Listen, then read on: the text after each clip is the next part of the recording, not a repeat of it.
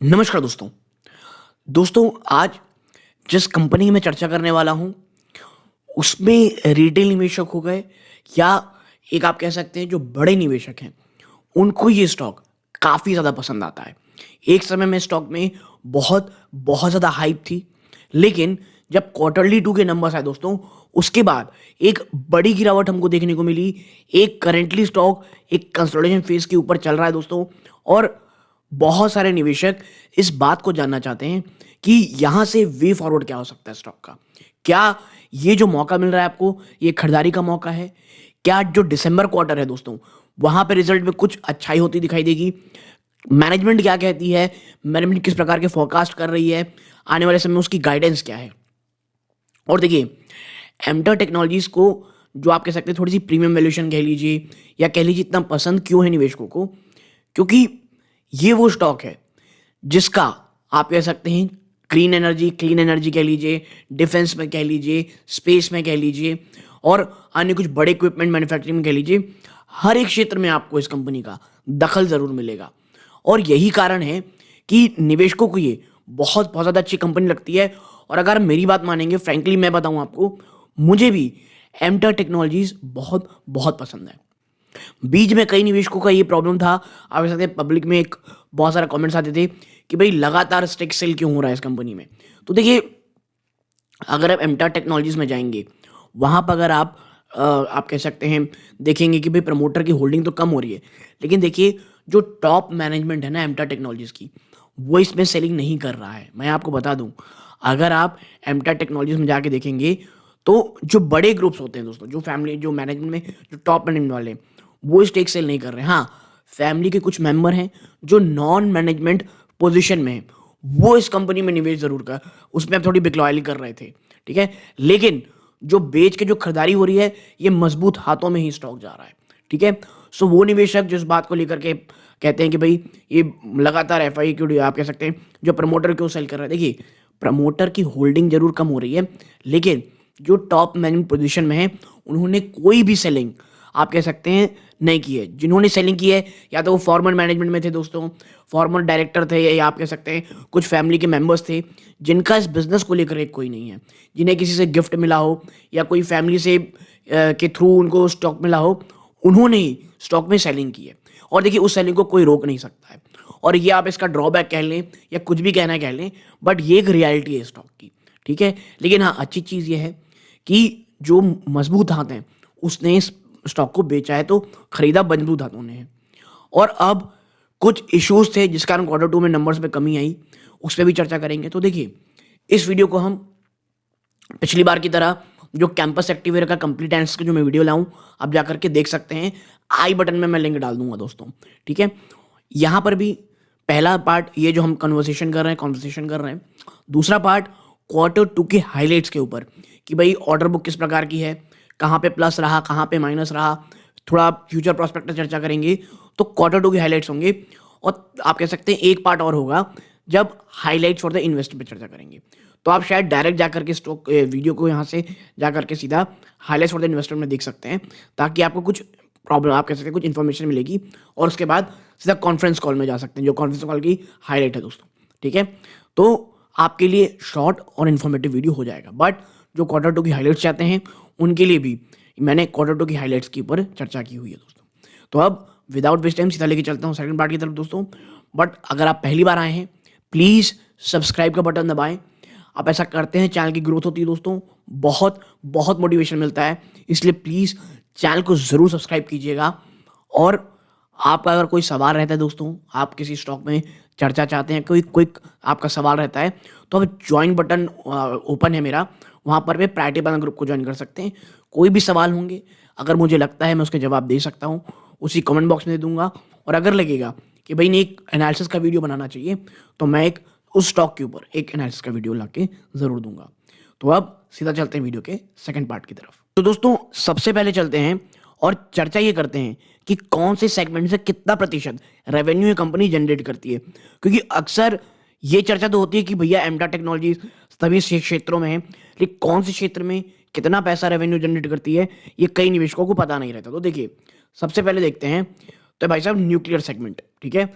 14% की revenue generate होती है। इस सेगमेंट में बात करें, कंपनी कॉम्प्लेक्स कंपोनेंट बनाती है दोस्तों एंड असेंबल्स, और बनाती है उसको असेंबल करती है। Example, fuel mechanic head, drive mechanism, bridge and column etcetera for nuclear reactor. अब आपको पता हो गया न्यूक्लियर रिएक्टर अपने आप में एक कितना कॉम्प्लेक्स, कितना ह्यूज और कितना इंपॉर्टेंट स्ट्रक्चर होता है। वहां पर कोई भी गलती की गुंजाइश नहीं होनी चाहिए। तो इतने इंपॉर्टेंट चीज़ों की कंपनी आप कह सकते हैं काम करती है। It also provide customize ball screws and water lubricated bearing that are import substitute and used in various assemblies. इतना ही नहीं, कंपनी बॉल स्क्रूज और वाटर लुब्रिकेटेड बियरिंग्स को बनाती है। देखिए, हमको पीएचडी नहीं करना है, हमको ये जानना है कि मेन कौन सी चीज़ों में और क्या प्रोडक्ट इंपोर्ट सब्स्टिट्यूट हैं। तो जी हाँ, इनकी कंपनी जो ये प्रोडक्ट है ये इंपोर्ट सब्स्टिट्यूट है। इंपोर्ट सब्स्टिट्यूट का मतलब होता है दोस्तों, आपको पता होगा कि भारत सरकार इंपोर्ट को कम से कम करना चाह रही है। तो ऐसे में वो प्रोडक्ट जो इंपोर्ट जो चीज़ें हो रही हैं उसकी बजाय भारत में ही बने तो इन प्रोडक्ट्स में आती हैं। ठीक है, नेक्स्ट बात करते हैं दोस्तों। तो देखिए, स्पेस और डिफेंस जो 17% को रेवेन्यू देते हैं। ठीक है, और ये भी कॉम्प्लेक्स कंपोनेंट्स और असेंबलीज जैसे liquid propulsion rocket engine, cryogenic engine etcetera. मतलब आप समझ रहे हैं कंपनी कितना कितना इंपॉर्टेंट वर्क करती है दोस्तों। क्लीन एनर्जी, यानी क्लीन एनर्जी जिससे कंपनी को सबसे ज़्यादा सबसे बड़ा रेवेन्यू आता है।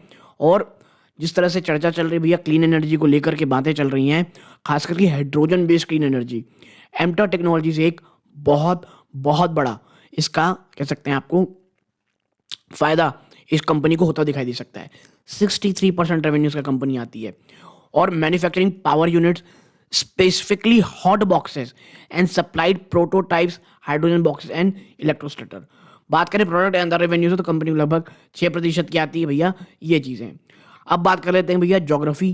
तो देखिए, ज्योग्राफी स्प्लिट देखेंगे तो 2000 फाइनेंशियल 22 में जो डोमेस्टिक सेल थी वो 39% ओवरऑल इनके रेवेन्यू कंट्रीब्यूट करती थी, जबकि जो एक्सपोर्ट है वो 61%, यानी एक्सपोर्ट ओरिएंटेड कंपनी का एक काफ़ी बड़ा एक्सपोजर है दोस्तों। अगर एक्सपोर्ट ओरिएंटेड प्रोडक्ट्स में देखेंगे या ज्योग्राफी में देखेंगे तो कंपनी का एक बहुत बड़ा एक्सपोजर है, लगभग 61% रेवेन्यू इनका एक्सपोर्ट से आता है। ओके, अब आगे बढ़ते हैं दोस्तों। देखिए, अब बात कर लेते हैं recipient of major new order. कुछ नए ऑर्डर्स कंपनी को मिले थे। एग्जिस्टिंग बिजनेस, देखिए 79.6 करोड़ रुपीस का ऑर्डर मिला है तमाम सेक्टर्स में कंपनी को, including clean energy, civil nuclear power, fuels and hydel space और defence product other in Q2 financial 23। Overall 79.6 crore का तमाम सेगमेंट को मिलाकर कंपनी इस प्रकार का मिला है। And diversified order book of 997.6 crore as of 30 September 2023। और तमाम चीज़ों को देखेंगे तो 30 सितंबर तक अगर आप देखेंगे तो 997 करोड़ का इनको ऑर्डर मिला है। और उस ऑर्डर में सबसे बड़ा प्रपोर्शन किस चीज़ का है, तो ऑब्वियसली दोस्तों 58.2% है इसका किसमें, क्लीन एनर्जी। इसमें क्या आता है, फ्यूल सेल, हाइडल और अदर। उसके बाद आप देखेंगे 17% तो क्लीन एनर्जी, इसमें सिविल न्यूक्लियर पावर आती है। फिर सबसे बड़ा 13.3% स्पेस से कंपनी को मिला है। फिर 5.1 पर आप कह सकते हैं, फिर 6.3% प्रोडक्ट एंड अदर और 5.1% डिफेंस है दोस्तों। ठीक है, तो डिफेंस का कंट्रीब्यूशन अभी थोड़ा कंपनी का कम है, बट क्लीन एनर्जी से कंपनी को काफ़ी अच्छे आप कह सकते हैं कंपनी को एक जो ऑर्डर बुक है वो मिल रहा है दोस्तों। ठीक है, आप देखें यहाँ पे एक चीज़ है, सेल रीस्टेटेड एड order book excluding forex fluctuation, price escalation and scrap sale. देखिए, इससे पहले एक और चीज़ बता दूं, ये जो आपको दिख रहा है ना, ये जो चीज़ें दिख रही हैं, जो डेटा दिख रहे हैं, ये मैंने कहीं जनरेट नहीं किया है। ऑफिशियली जो कंपनी इन्वेस्टर प्रेजेंटेशन देती है उससे डेटा निकाल करके मैं आपके सामने लाया हूँ, जो आपके सामने यहाँ पे मैं रख रहा हूँ दोस्तों। ठीक है, अब नेक्स्ट चीज़ में चलते हैं दोस्तों। अब बात करते हैं भैया परफॉर्मेंस की, किस तरह क्वार्टरली नंबर्स के कंपनी में परफॉर्मेंस रही। तो देखिए, रेवेन्यू इन करोड़ में देखते हैं तो क्वार्टर ऑन क्वार्टर जब आप देखेंगे ना, Q2 2023 से Q2 2024 में, माफ कीजिए ईयर ऑन ईयर 32% से ज्यादा बड़ा जंप है। ये कितना कितना है 32%, 32% से ज़्यादा बड़ा जंप है। आप बात करेंगे फर्स्ट हाफ टू सेकंड इस बार के फर्स्ट हाफ की, तो 47 से बड़ा जंप है, परसेंट का जंप है ओवरऑल रेवेन्यू में। यानी ईयर ऑन ईयर आप देखेंगे तो चाहे वो ईयर ऑन ईयर हो या आप कह सकते हैं हाफ ईयरली में देखेंगे, कंपनी को काफ़ी तगड़ा इन टर्म्स ऑफ रेवेन्यू में जंप देखने को मिल रहा है। ग्रॉस प्रॉफिट देखेंगे तो भाई इसकी बजाय ना यहाँ थोड़ी कमी आई है, मात्र 11% रहा है।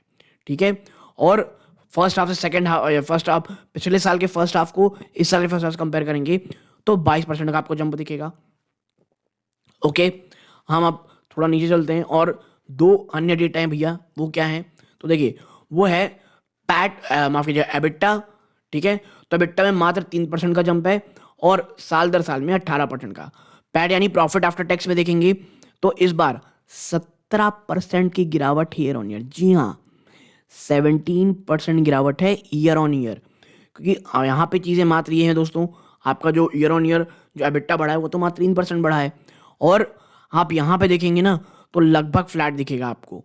यानी रेवेन्यू में तो बहुत शानदार जंप है, ग्रॉस प्रॉफिट में फिर भी ईयर ऑन ईयर जंप है, बट ये प्रॉफिट आफ्टर टैक्स आते आते ना चीज़ें थोड़ी सी धूमिल होती चली जाती हैं प्रॉफिट में दोस्तों। ठीक है, ये चीज़ें हैं, और जो प्रॉफिट आफ्टर टैक्स का मार्जिन आया ना दोस्तों क्वार्टर टू में, वो मात्र 12.25%, 12.3% पे आया है। ओके, तो इस प्रकार की तस्वीर रही है जो इस बार हमको क्वार्टर के नंबर्स मिले हैं, और यही कारण है कि बाजार ने इतना पनिश किया स्टॉक को। ठीक है, आप देखें यहाँ पे कंपनी के लिए चीज़ें थी दोस्तों, वो देखें तो जो नेट वर्किंग कैपिटल डेज थे, आप देखें कंपनी यहाँ पे लिखा है जो नेट वर्किंग कैपिटल डेज हैं, यहाँ पर कंपनी ने लिखा है कि भैया जो पर्टिकुलर डेज रिसीवेबल्स देखेंगे तो यहाँ पर आपको जो इस बार 107 दिन रहा है, जो एक साल आपके पिछले क्वार्टर में 147 डेज था, तो रिसीवेबल्स में कमी आई है दोस्तों। क्यों? Company collected most of the receivables with due that, इसको हम कर देते हैं due that lead to reduction in receivables. देखिए कंपनी को जो रिसीवेबल्स आने थे वो बहुत सही समय पे आ पाए, जिसके कारण ओवरऑल जो रिसीवेबल्स थे उसमें आपको कमी देखने को मिली, which is great, which is positive. Inventories देखेंगे तो उसमें भी आपको कमी देखने को मिल रही है, इन्वेंट्रीज डेज जो है वो भी कम हुए दोस्तों, as the company comment the production of new product supply chain are being normalize. जो सप्लाई चेन में नॉर्मलाइजेशन आया दोस्तों, और कोविड के बाद दोस्तों उसके बाद जो चीज़ें ठीक होती दिखाई दी, वो आने वाले समय इतनी ज़्यादा अच्छी हुई कि इन्वेंट्री डेज में भी कमी आपको देखने को मिल रही होगी दोस्तों। रॉ मटेरियल की जो इन्वेंट्री है दोस्तों वो भी रिड्यूस हुई है 7.5 करोड़ के आसपास। ठीक है, तो यहाँ पर आप देख रहे होंगे कि चाहे रिसेबल्स हो, इन्वेंट्री हो या रॉ मटेरियल हो, तीनों ही जगहों पे आपको यहाँ पे कमी देखने को मिल रही है। ठीक है, पेबल्स देखेंगे अगर आप पेबल्स देखेंगे तो उसमें बहुत बड़ी कमी है दोस्तों, और ये क्यों हुई है? Payable days reduce because of liabilities paid for inventories purchased during last quarter based on annual projection. Because of revised projections, current inventories will be sufficient to a major extent to meet production requirement of next quarters. ठीक है भाई, जो नया assessment किया गया उसके कारण जो इन्वेंट्री है दोस्तों वो आने वाले काफ़ी लंबे समय के लिए, पेबल से माफ़ कीजिएगा, जो पेबल्स में कमी इसलिए है क्योंकि जो इन्वेंट्रीज थी वो इतनी अच्छी हैं कि आपको आने वाले समय में कई क्वार्टर्स तक के लिए आपको यहाँ पे चीज़ें मिल जाएंगी। तो ये ओवरऑल जो है ना दोस्तों, ये काफ़ी आप कह सकते हैं एक पॉजिटिव तस्वीर दिखा रही है कंपनी की। ठीक है, ये तमाम चीज़ें हैं। आप नीचे चलते हैं, वेल बैलेंस पोर्टफोलियो। कंपनी का अगर आप पोर्टफोलियो देखेंगे 1 of 2 है इसमें। ठीक है, 1 of 2 देखेंगे तो जो क्लीन एनर्जी में जो ये सिविल न्यूक्लियर पावर का जो दोस्तों चीज़ें हैं वो इस बार 15.2 में रही हैं दोस्तों। ठीक है, 15.2 करोड़ में रही हैं, और ये सेकंड क्वार्टर पे है, ये पूरे साल भर के दिखा रहे हैं दोस्तों, और ये सेकंड क्वार्टर में दिखा रही हैं। ठीक है, इस बार स्पेस में 9.2 करोड़ रहा है दोस्तों। ठीक है, और जो क्लीन एनर्जी में जो फ्यूल सेल और हाइडल ऑफ अदर है वो 97.8 करोड़ रुपीस रहा है। ठीक है, तो ये सबसे बड़ा पोर्शन रहा है कंपनी के रेवेन्यू में। ठीक है, नेक्स्ट में चलते हैं दोस्तों, अन्य चीज़ों में चर्चा करते हैं। आप देखें नेक्स्ट है भाई साहब डिफेंस। तो इस बार डिफेंस में आप देखेंगे तो यहाँ पर 7.7 करोड़ रहा है दोस्तों, जो कि 5% रहा है रेवेन्यू का, और इस बार जो प्रोडक्ट टर्नओवर है 36.7 करोड़ रहा है, जो 22% रहा है रेवेन्यू का दोस्तों। ठीक है, एक्सपोर्ट इंपोर्ट, एक्सपोर्ट और डोमेस्टिक में देखेंगे तो एक्सपोर्ट 75% में रहा है दोस्तों, ठीक है, और इस 25% में इसमें रहा है चीज़ें। और ये क्वार्टरली बात कर रहा हूँ मैं, सेकंड क्वार्टर में। अगर हाफ ईयरली देखेंगे तो यहाँ पे पोर्शन बढ़ता दिखाई दे रहा है, यानी एक्सपोर्ट ओरिएंटेड रेवेन्यू में जो कंट्रीब्यूशन है वो यहाँ पे बढ़ता हुआ दिखाई दे रहा है, ठीक है। तो ये ओवरऑल पिक्चर है कंपनी की, चाहे इनके सेगमेंट्स में देख लें, रेवेन्यू ब्रेकअप, ज्योग्राफिकल ब्रेकअप में देख लें। अब आते हैं अगली चीज़ों में दोस्तों, वो है हाइलाइट्स। Highlights for investor. आप देखें यहाँ पे, अगर हम हाई क्वालिटी ग्रीन एनर्जी और डिफेंस प्ले की बात करें दोस्तों प्राइवेट स्पेस में, which is considered growth stock, जो एक ग्रोथ स्टॉक हो, it has always commanded a high premium. और देखिए, अगर इस ऐसे हाई प्रीमियम सेगमेंट में अगर कभी भी थोड़ी भी अगर आप गिरावट देख लें, थोड़ी कमी देख लें, तो इसी प्रकार की गिरावट होती है जो आपको यहाँ देखने को मिल रहा है। इसका बहुत अच्छा एग्जांपल अगर आपको याद हो तो था डिक्सन टेक्नोलॉजीज। एक बार डिक्सन टेक्नोलॉजी से मेरे ख्याल दिसंबर क्वार्टर था जहां पर कमी देखने को मिली थी उनके रिजल्ट्स में, और मोबाइल एक्सपोर्ट्स में थोड़ी कमी आई थी। बाजार ने जोश में गिरावट दिखाई थी, बट जो निवेशक समझते हैं कंपनी कितनी अच्छी हो सकती है, ऐसे समय खरीदने का होता है, वो आज कितने शानदार रिटर्न बैठे हैं। लेकिन देखिए, मैं ये नहीं कह रहा कि भैया जाके खरीदो खरीदो खरीदो, ये आपके ऊपर है। यहाँ जो फैक्ट्स हैं, जो डेटा है, उसको कंपाइल करके बस मैं आपके सामने यहाँ पे रख रहा हूं दोस्तों, ठीक है। Because of low base, opportunities in defence and clean energy segment and the quality of its business. क्योंकि देखिए, बेस बहुत लो रहा है कंपनी का दोस्तों, और यहाँ पे अपॉर्चुनिटी बहुत है। बेस तो मेरे को खैर उतना सही नहीं लगता, मुझे लगता है ये अपॉर्चुनिटी जो वर्ड है ना, वो इन सेक्टर्स के लिए बहुत ज्यादा है। आप देखें, जो एमटा टेक्नोलॉजी है, तो स्टॉक करेक्ट हो चुका है दोस्तों 2222 के आसपास का, and because of the lower growth in profit 723 quarter in the lower earning growth outlook in the current fiscal. इतना ही नहीं, अर्निंग थोड़ी कम थी, ग्रोथ आउटलुक में थोड़ा सा इस फिस्कल ईयर में आपको थोड़ा सा कमी देखने को मिलेगा। और इस करेक्शन के बाद अब ये 38 टाइम्स में ट्रेड कर दोस्तों ऑफिस 2025 एस्टिमेटेड अर्निंग दोस्तों, and the valuation reasonable, low down side. और इन लेवल्स में आप देखेंगे तो वैल्यूएशन ना थोड़ी अच्छी लगती है, थोड़ी पॉजिटिव लगती है। यहाँ पे एक्यूमुलेशन, खरीदारी का मन करता है। And the issues highlighted in the Q2 2024 results are largely short term दोस्तों। और Q2 में जो आप चीजें हाईलाइट की गई हैं वो शॉर्ट टर्म बेसिस पे हैं। And the original thesis, the quality of business, size of the opportunity, capital allocation, order book visibility and low base remain intact. और ओवरऑल अगर बहुत आसान भाषा में, बहुत ही आम भाषा में बात करें, भैया ये अपॉर्चुनिटी है एक्यूमुलेशन की, ग्रोथ स्टॉक में एक्यूमुलेशन करने की, एक ऐसे सेक्टर में जहां पर कंपनी बहुत ज़्यादा अपने आप को मजबूत पाती है, ऐसे जगहों पे निवेश करने की दोस्तों, ठीक है। ये चीज़ें हैं। देखें,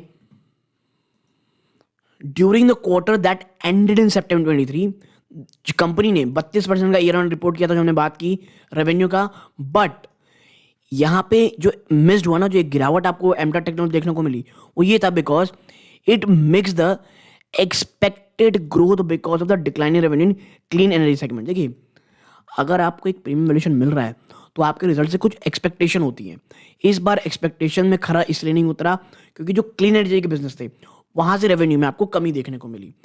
and this segment account which accounts for 59% of the company's revenue reported a 5% fall, largely on the account of the shift in some of the order towards a latter part of the current fiscal of 2024। देखिए, इसकी जिक्र ना, ये जो चीज़ कहा जा रहा है कि कुछ ऑर्डर का एग्जीक्यूशन को आने वाले कुछ क्वार्टर्स में वापस कर दिया गया, जिसका असर इस क्वार्टर में आना था। इसकी हम चर्चा करेंगे आने वाले समय में। लेकिन देखिए, एक ऐसा सेगमेंट जो ओवरऑल 59% आपको ओवरऑल कंट्रीब्यूट करता है, उस सेगमेंट में अगर 5% गिरावट आएगी तो थोड़ी बहुत गिरावट आपको देखने को मिलेगी, ठीक है। All other segment like nuclear and defence reported strong growth. और जो डिफेंस है और जो न्यूक्लियर है, उन्होंने काफ़ी अच्छा बिजनेस रिपोर्ट किया था। यानी आप देख रहे होंगे बातचीत में, और आपको एक सेंस आ रहा होगा कि ये इस बार जो आप कह सकते हैं जो एक शॉर्ट टर्म प्रॉब्लम आनी थी, वो ऑलरेडी प्राइस इन हो चुकी है स्टॉक में, ठीक है। आप देखें, जबकि जो क्लीन एनर्जी दोस्तों एक बहुत बड़ा चंग रखती है इसके रेवेन्यू में, यहां से लोअर रेवेन्यू, इस सेगमेंट से लोअर रेवेन्यू आना इसके मार्जिन में बहुत बड़ा इंपैक्ट की। और इसी कारण था कि जो एबिटा है दोस्तों वो मार्जिनली ड्रॉप हुआ 604 बेसिस पॉइंट, और जो एबिटा ग्रो बाय मर 3% ईयर ऑन ईयर बेसिस, हमने जो दिखाया था ऊपर चार्ट में दोस्तों, ठीक है, leading to a 17% drop in net profit. अब आप समझें, ये भले ही 5% की कमी आई हो इनकी क्लीन एनर्जी में, लेकिन वो इतना बड़ा कंट्रीब्यूशन करता था कि जब आप ओवरऑल बड़ी पिक्चर देखोगे तो उसमें 17% आपको नेट प्रॉफिट में ड्रॉप देखने को मिला था। ठीक है, आगे बढ़ते हैं। अब कुछ कुछ अच्छी चीजों में चर्चा करें। देखिए, a large part of the damage is done on this front. जिस तरह पे अभी एम्टाटेक कहा कर रहा है, वहां पे ये कहा जा रहा है कि अब ना बहुत सारा जो डैमेज ऑलरेडी होना था वो हो चुका है दोस्तों। To that effect, revenue guidance has been lowered to 670 to 700 crore from the earlier 830 to 860 crore. Company ने जो रेवेन्यू गाइडेंस दिया है उसे भी कंपनी ने कम किया है। जो पहले 830 से 860 करोड़ थी उसे 670 से 700 करोड़ कर दिया है। And this was due to the shift in some of its order book next year. ये रीजन इसलिए है क्योंकि इनकी कुछ ऑर्डर बुक्स को ना नेक्स्ट फिस्कल ईयर में ट्रांसफर कर दिया गया। क्यों? Pertaining largely to Bloom energy. और ये ब्लूम एनर्जी ना बार बार आएगी दोस्तों जब मैं कौन की चर्चा करेंगे। ये ब्लूम एनर्जी क्या है? ये इनका एक की कस्टमर है दोस्तों, कंपनी का, एमटार का। Nevertheless the company is trying to reduce its reliance on a single customer and negotiating a few order with other. देखिए, ये एमटार टेक्नोलॉजीज का या कोई भी कंपनीज का सबसे बड़ा सरदर्द यही होता है कि जब आपके पास एक ऐसा क्लाइंट हो जो बहुत ज़्यादा आपको एक साथ रेवेन्यू लाता हो, वहां से थोड़ा भी इधर हुआ तो आपका ओवरऑल प्रॉफिट, आपका ओवरऑल ऑर्डर बुक, आपका ओवरऑल रेवेन्यू जनरेशन बहुत ज़्यादा मार खाता है। और एमटार टेक्नोलॉजी को ये बात पता है और इसीलिए कंपनी अब अन्य ऑर्डर बुक्स में भी तलाश रही है और अपना जो कॉन्सेंट्रेशन है, अपनी जो आप कह सकते हैं निर्भरता है, वो इससे दूर रहने की कोशिश कर रही है दोस्तों। और ये जल्दी मटेरियलाइज भी हो जाएगी। ठीक है, तो अब आपको समझ में आया होगा चीज़ें इतनी प्रॉब्लमेटिक क्यों हो रही थी दोस्तों। ठीक है, अब बात कर लेते हैं second, it is also working on a strategy to diversify its product and develop product that can become an import substitute. और ये कोई भी रॉकेट साइंस नहीं है भैया। वो प्रोडक्ट्स में कंपनी फोकस कर रही है जहां पर भारत सरकार लगातार इंपोर्ट सब्स्टिट्यूशन देख रही है, ऐसे प्रोडक्ट पे जहां पर भारत में मैन्युफैक्चरिंग को बढ़ावा दिया जा रहा है। कंपनी उसी प्रकार प्रोडक्ट्स में उसी आप देख सकते हैं मैन्युफैक्चरिंग की तरफ वहां पे जाने की सोच रही है दोस्तों। Particularly in light of the recent restriction on defence import, thus the overall outlook remain good. Strong order book on 997 crore, 1.7 times annual revenue. अब आप समझिए, इनके पास ऑर्डर बुक जो हमने ऊपर बात की थी 997 करोड़ का, ये इनके 1.7 टाइम्स इनके एनुअल रेवेन्यू में। And the earning growth is expected to much higher in fiscal 2025। और स्टॉक को लॉन्ग टर्म इसलिए कहा जा रहा है दोस्तों कि अगर आपको ओवरऑल शानदार पिक्चर देखनी है तो फाइनेंशियल ईयर 2025 कंपनी के लिए फिस्कल ईयर बहुत बहुत शानदार होगा। और देखिए, जब भारत सरकार ने डिफेंस में इतना ज़्यादा इंपोर्ट आप कह सकते हैं, ये कह सकते हैं भैया इंपोर्ट में बैन लगाया है, तो एक ह्यूज अपॉर्चुनिटी एमटा टेक के पास है। ठीक है, अब आगे बढ़ते हैं। अब बात कर लेते हैं भैया बहुत जल्दी से, वो है कॉन्फ्रेंस कॉल हाइलाइट्स की। जो इस वीडियो को यहाँ पे रोक के स्किप करना चाहते हैं कर सकते हैं, हमने इन तमाम चीज़ों की ऑलरेडी ऊपर चर्चा कर ली है दोस्तों। ठीक है, ये क्या, देखिए कौन कौन भी कुछ बातें कही गई है कि भैया एमटा टेक्नोलॉजीज ने 32.2% ईयर ऑन इंक्रीज दिखाया रेवेन्यू में। कंपनी अपने गाइडेंस को रिवाइज किया है 670 से 700 करोड़। ठीक है, क्यों? क्योंकि कुछ शिपमेंट प्लान क्लीन एनर्जी में आगे बढ़ा देंगे नेक्स्ट फिस्कल में। ठीक है, एमटार एक शानदार सिग्निफिकेंट इनफ्लो ऑफ ऑर्डर कर रही है दोस्तों second half of the year में, which will maintain the closing order book around 1400 to 1500 crore. कौन कौन ने कहा है कि हमारा जो नेक्स्ट फिस्कल ईयर जो आप इसके सेकंड हाफ होने वाले इस साल का, वो बहुत शानदार होगा। और हमारी जो ऑर्डर बुक क्लोज होगी नेक्स्ट फिस्कल, आप कह सकते हैं इस साल के सेकंड हाफ में, लगभग 1400 से 1500 करोड़ होगी। ठीक है, और इस करंट क्वार्टर में 80 करोड़ रुपए के आसपास कंपनी को ऑर्डर आया जो हमने ऑलरेडी चर्चा कर चुकी है। ठीक है, रेवेन्यू डोमेस्टिक सेक्टर से बढ़ता हुआ दिखाई दे रहा है और सेकंड हाफ में दोस्तों और बढ़ेगा। जो working towards generating revenue of 670 crore to 700 crore by the end of financial year. इस फाइनेंशियल ईयर तक जो रेवेन्यू लगभग 670 से 700 करोड़ बढ़ेगा दोस्तों, with in EBITDA of 26 plus और -1%, जिसमें एबिटा 26 होगा प्लस -1% आप ले लें दोस्तों, ठीक है। इतना ही नहीं, जो CFO कंपनी के चीफ फाइनेंशियल ऑफिसर, उन्होंने ये मेंशन किया है, जो रिडक्शन देखने को मिली ना मार्जिन गाइडेंस में, उसके कारण रीजन ये due to the change in model and inventory correction. कुछ मॉडल में चेंज किया गया और इन्वेंट्री करेक्शन हुई है, but the company aim to proactively improve margin and achieve margin close to 28% long term. और जिसके कारण शॉर्ट टर्म में तो आपको थोड़ी प्रॉब्लम होगी, बट माफ कीजिएगा 28% की मार्जिन हम लॉन्ग टर्म में लेके आएंगे, ठीक है, विच इज ऑल्सो गुड। और देखिए ऐसे में अच्छी कंपनी ऐसा होता है ना कि ये जो अपॉर्चुनिटी मिलती है आपको, और जब ऑलरेडी प्राइस इन हो गई चीजें, यहां से स्टॉक काफी अच्छी तेजी आपको दिखाई देगा, ठीक है। ऑर्डर बुक एंड कस्टमर में अगर आप देखेंगे, कंपनी फाइनल नेगोशिएशन में दोस्तों फ्लुएंस के साथ, जिसमें 1000 यूनिट का ऑर्डर किया जाएगा, which with the potential to scale up to 3000 units per year. 1000 units की ऑर्डर बुक करी जाएगी, जो आने वाले समय में 3000 यूनिट तक बढ़ाई जा सकती है। कंपनी एक्सपेक्ट कर रही है दोस्तों ऑर्डर न्यूक्लियर डिफेंस सेक्टर से, as well as substantial order from new customer the clean energy. जो हमने ऊपर चर्चा की ना कि कंपनी थोड़ा सा डाइवर्सिफाई करना चाह रही है अपने ऑर्डर बुक को, तो यही कारण है कुछ नए कस्टमर कंपनी ऐड करेगी कह रही है, और न्यूक्लियर डिफेंस सेक्टर से काफी अच्छे ऑर्डर आपको आते दिखेंगे, ठीक है। ब्लूम एनर्जी, जो हमने ऊपर एक और बात की थी कि इनका एक सिग्निफिकेंट कस्टमर दोस्तों, जो कंपनी का की कस्टमर है, is expected to release back to back order and continuous growth trajectory. यहां से अब लगातार वापस से ऑर्डर बुक आपको आते दिखाई देंगे और वापस से कंपनी एक ग्रोथ ट्रेजेक्टरी में जाती हुई दिखाई देगी। डिस्पैच ऑफ इलेक्ट्रोलाइजर्स, ठीक है, 2 consignment to be dispatch this quarter and 3 consign next quarter, back to back MTAR once order are book दोस्तों, ठीक है। New client in the non defence sector, तो देखिए नॉन डिफेंस सेक्टर में नई क्लाइंट की बात करें, qualification and first batch of work done, expected substantial revenue growth in next year. Non defensive sector से नेक्स्ट ईयर से आपको काफी अच्छी रेवेन्यू आती दिखाई देगी, ठीक है। तो ये तमाम चीजें जो आपके साथ शेयर करनी थी दोस्तों, ठीक है। और अगर हम देखें तो एक पार्ट यहाँ पे और 1-2 पार्ट आएगा दोस्तों, जहां पर कही जा रही है, वो लास्ट है दोस्तों, इसको आप देख सकते हैं, ठीक है। आप देखें तो कैपेक्स और वर्किंग कैपिटल की बात करें तो reduction in payables is due to the company paying all payable on due dates and holding higher inventories because of deferred shipment plans. ये हमने सेक्शन में ऑलरेडी चर्चा कर ली है दोस्तों। Gross margin impacted by overhead cost and fixed expenses but expected in next quarter. Next 2 quarter से आपके margin में आपको इंप्रूवमेंट होती हुई दिखाई देगी दोस्तों, ठीक है। और जो इंपोर्ट सब्स्टिट्यूशन अपॉर्चुनिटी ना, जो मुझे लगता है ये एक बहुत बहुत इंपॉर्टेंट चीज होगी।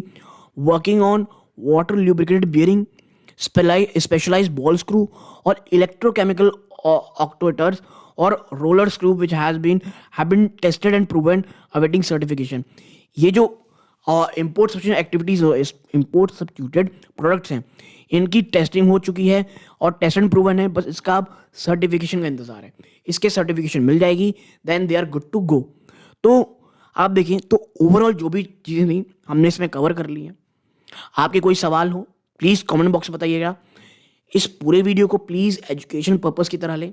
मैंने यहाँ पे चर्चा की, इसके लिए खरीदारी करने नहीं चले जाना है।